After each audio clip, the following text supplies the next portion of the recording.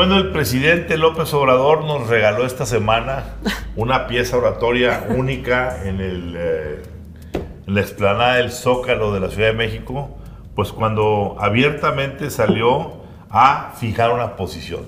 ¿Qué posición fijó? Pues diciendo, primero, no vamos a aceptar zigzagueos.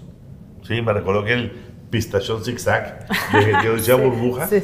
No vamos a aceptar zigzagueos de las políticas de la 4T para el después del 24. Elegiremos a alguien que no vaya a zigzaguear, que vaya a respetar los principios. Ideológicamente puro. Ideológicamente puro. Es decir, que cumpla si la gente en la encuesta piensa diferente, pues no va a pasar esa encuesta, por supuesto. Si de una u otra manera, vaya, lo que terminó diciendo en este contexto es, la elegida se llama Claudia Sheinbaum. ¿Por qué? Porque el señor Marcelo Ebrard no iba a ser un purista que iba a mantenerse fiel a todos los mandatos y principios de la 4T de López Obrador. Y a Adán Augusto López, aunque sea un capataz tabasqueño, pues no deja también de su propia personalidad y tampoco iba a permitir eso. La otra parte de la ecuación es la perorata esta que ha estado repitiendo el presidente López Obrador de que él no quiere ser Lázaro Cárdenas. Ese presidente que, habiendo hecho un sesgo hacia la izquierda en los años 30, habiendo despertado a los conservadores de aquel entonces en su contra, habiéndose creado en aquel entonces Acción Nacional como partido, habiendo salido todos a tratar de buscar frenar ya el PRI, el propio Lázaro Cárdenas. El conflicto con los americanos también. El conflicto con los americanos, la expropiación petrolera, que no fue con los americanos, fue con los alemanes, pero un día hablaremos de ese tema. ¿Qué termina por hacer Lázaro Cárdenas? En aquel entonces, lo repite una y otra vez el presidente López Obrador. Dice, en lugar de irse a apoyar a quien no zigzagueara, que le respetara sus principios, que era el general Mújica, así es, se fue y optó por Manuel Ávila Camacho, uno más moderadito, más tranquilo, para que los conservadores no se asustaran y no postularan, no hubiera una guerra en medio. E incluso se vincula por ahí todo lo que pasó con el general Juan Andrew Almazán, este general que también entró a la contienda y que también dio un gran susto, pero que al final todo el mundo habla que lo compraron regalando de tierras en el norte del país, en Nuevo León, un toda la parte electoral evidente, todo también. El famoso chipín que le fue escriturado y ahí terminó viviendo un buen tiempo. Pero bueno, lo que al final del día dice López Obrador es, yo no voy a ser Lázaro Cárdenas, yo voy a poner a alguien, voy a dejar a alguien que no zigzaguee. Y si juntas el zigzagueo con el asunto de Lázaro Cárdenas, inevitablemente la ecuación apunta hacia Claudia Sheinbaum. ¿Qué dices de eso, Rodrigo? Pues que Claudia Sheinbaum tiene una doble personalidad. La cara que le muestra el presidente López Obrador como sucesora ideológica y la cara que le muestra a través de una campaña de relaciones públicas al resto del mundo. Y por resto del mundo me refiero al exterior. Me refiero a una pieza del New York Times donde ella dice que tiene diferencias con el presidente López Obrador, donde la destacan por ser una científica respetada y por ser judía, un tema muy importante también para el establishment americano. Una entrevista también claramente como parte de una campaña de relaciones públicas con Bloomberg, un acercamiento a este nuevo medio de comunicación importante que es Semafor, y Semafor lo resume así, dice, Claudia Sheinbaum está, y repite también la cantaleta, que es una respetada científica climática, que tiene diferencias con el presidente López Obrador, pero que se está posicionando cerca de lo que el presidente quiere y de los intereses que tiene el presidente. Creo que este es el resumen perfecto de la cara que le está mostrando Claudia Sheinbaum al mundo. ¿Y por qué le está mostrando esta cara al mundo? Lo vemos en un reporte de Wall Street, específicamente del director de renta variable de Morgan Stanley para América Latina, donde dice, a ver, México tiene una oportunidad de oro con el nearshoring, pero hasta ahora hay obstáculos políticos que permiten capitalizar esa gran entrada de flujos de inversión extranjera directa. Sin embargo, nosotros estimamos que el próximo gobierno va a ser mucho más acomodaticio en los sectores eléctricos, en los sectores energéticos y mucho más amigable con el clima de inversión. El escenario base es Claudia Sheinbaum, es decir, están diciendo Claudia Sheinbaum se iba a pintar una raya respecto a López Obrador. Esa es la imagen que está proyectando la jefa de gobierno de la Ciudad de México, quien por cierto tiene una ventaja de más de 20 puntos en la más reciente encuesta respecto a Marcelo Ebrard. Lo que estamos diciendo aquí, Rodrigo, es que ¿cuál es la Claudia que estamos viendo? Así es. La Claudia López Obradorista, que es sumisa y no le pone ningún pero al presidente, o la Claudia de la comunidad judía, que trae una agenda muy por encima del presidente López Obrador. Marcela, ¿qué opinas? Bueno, yo la verdad, así como su nombre, shame, de vergüenza, de que una mujer esté siendo manipulada. Manipulada o no, porque no importa la cara, está bajo el mandato del presidente Andrés Manuel López Obrador y el culto que hay de mujeres de la 4T.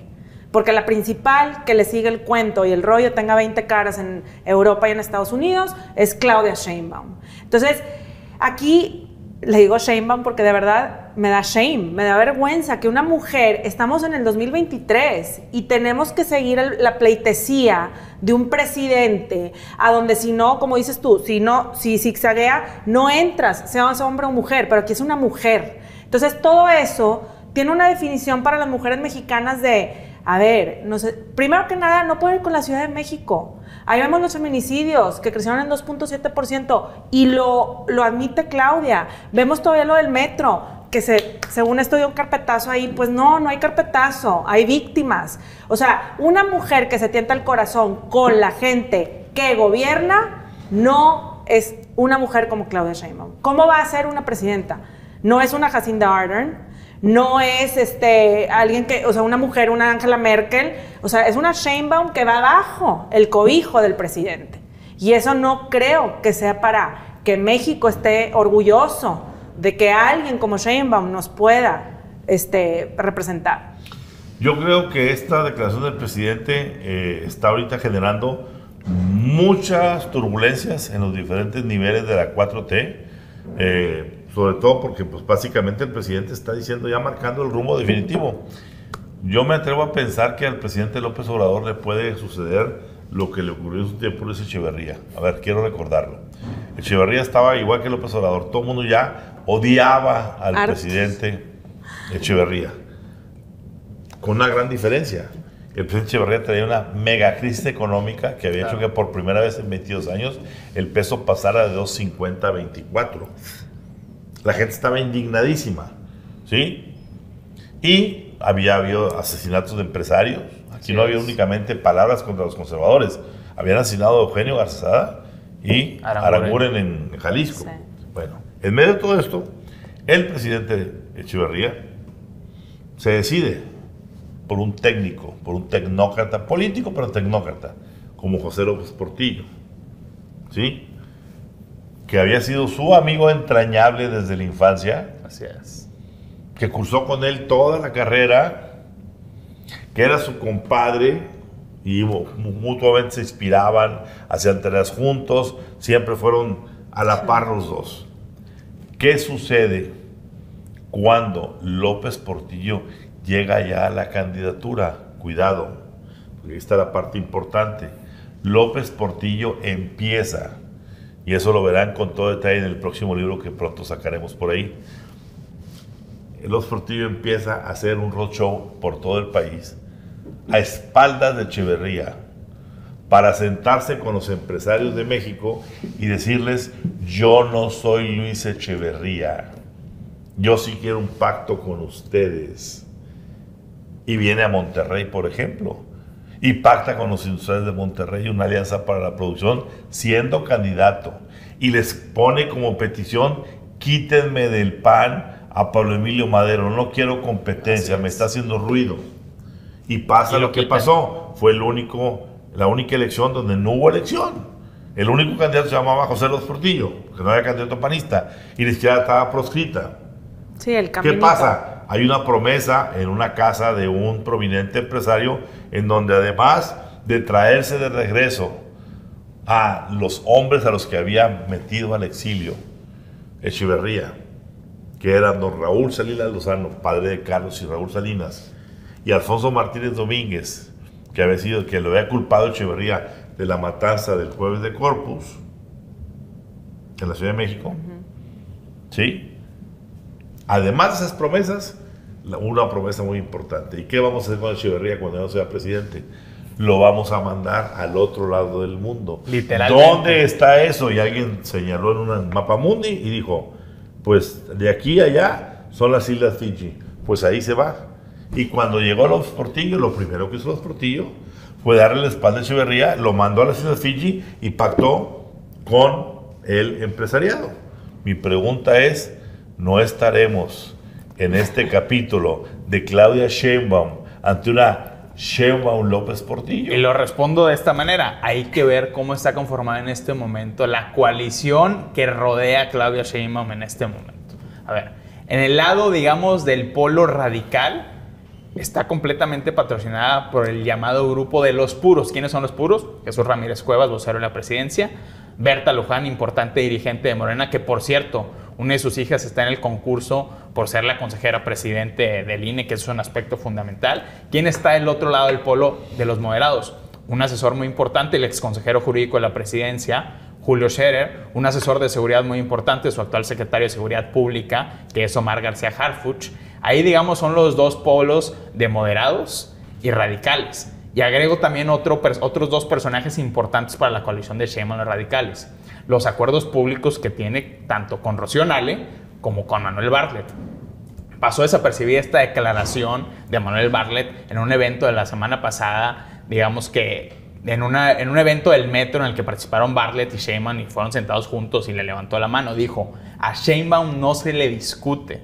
Es decir, ya este grupo que está poniendo en entredicho con la política energética mexicana al gobierno mexicano, con el gobierno estadounidense, en los paneles de controversia del TEMEC, que nos podría costar $30,000 millones en sanciones arancelarias, está buscando ser parte fundamental de la nueva coalición de Claudia Sheinbaum. Tan es así que desde el entorno de Rocío Nale hay quien dice, cuidado, porque Rocío pretende ser la coordinadora de campaña de Claudia Sheinbaum. ¿Y quiénes están en medio? Está en medio la relación de Claudia Sheinbaum con gobernadores de la 4T, gobernadores, digamos, también un poco más moderados, pero que son ambivalentes, como por ejemplo Durazo, que es el presidente del Consejo Nacional de Morena. Entonces, ¿quién va a dominar en esta coalición? La gente de Julio Scherer, la gente de Omar García Harfuch, los neutrales, digamos, como Durazo, o los radicales desde el lado de los puros, con Jesús Ramírez Cuevas, con Berta Luján, con Rocío Nale y con Manuel Bartlett. Yo me iría un escalón arriba, teniendo razón en lo que dijiste perfectamente. Yo me iría un escalón arriba. Mi pregunta final va a ser, al momento de que fuera Lady Zigzag la candidata, ¿con quién se va a alinear? ¿Con quién le instaló, que es el señor Andrés Manuel Echeverría? ¿O con la comunidad judía? ¿Pero por qué se tiene que alinear? Porque Marcela, no. la política son fuerzas. Ya, yo sé. Tienes pero que hacer, tienes que pactar. Totalmente, pero me gustaría ver otro tipo de mujeres en el poder. A todo el mundo le gustaría, es Shangri-La. No, estamos hablando de real politics. Sí. Y real politics es, tú tienes que elegir, así como en su momento. Lo sé, López Portillo. No son las mujeres. López Portillo hizo lo que hizo, e hizo lo correcto en aquel entonces. Que se equivocara en su gabinete después, en la política petrolera, y llevar al país a un despeñadero en el 82 con una crisis global de empresas y demás, es otra discusión. Pero lo que fue la transición Echeverría López Portillo no fue un continuismo. Sí. Así es. De lo mismo, más de lo mismo. En ese sentido, aquí la pregunta es, ¿Claudia tendrá los arrestos para poder cumplirle a López Obrador como una mújica, el no zigzagueo, o la comunidad judía de alcance no mexicano, de alcance global, tendrá el suficiente peso específico, como ya movió medios de comunicación en Estados Unidos, para ponerla como una de los suyos y decirle, aquí está? El zigzagueo, ¿dónde no va a estar? ¿En la política de los portillistas o con la comunidad judía? Y yo agrego otro elemento. Hablaba Ramón de la gira a espaldas del presidente Echeverría de López Portillo, sobre todo con empresarios de Monterrey. Pues ya se ha hecho público que Claudia Sheinbaum ha venido aquí a San Pedro Garza García a tener reuniones a puerta cerrada con el llamado Grupo de los 10. Sí, con pero eso yo lo veo, Rodrigo, como una cosa normal, que es un PR normalito. No ha llegado todavía a hacer lo que pasa. No, a ver, López Portillo tuvo que esperar a ser candidato para hacer eso, para prometer algo. Claro. Ella no puede ahorita porque al presidente se le quita. En el momento que el presidente escuche que Claudia está haciendo pactos inconfesables con alguien, se le acaba el asunto. Ya no es Lady Zigzag, ¿sí? Se le acaba. Entonces vamos a esperar a que la designen candidata y en ese momento veremos el auténtico rostro de Claudia Sheinbaum. Veremos si le es leal a su padrino y alentador López Obrador, o si alguien de más arriba le va a pedir otro tipo de lealtades. Aquí lo dejamos para seguir. Y que históricamente, Ramón, la historia de la sucesión presidencial nos dice que siempre hay un quiebre entre el que llega y el que se fue. Por supuesto. ¿Será Claudia? ¿Es Claudia?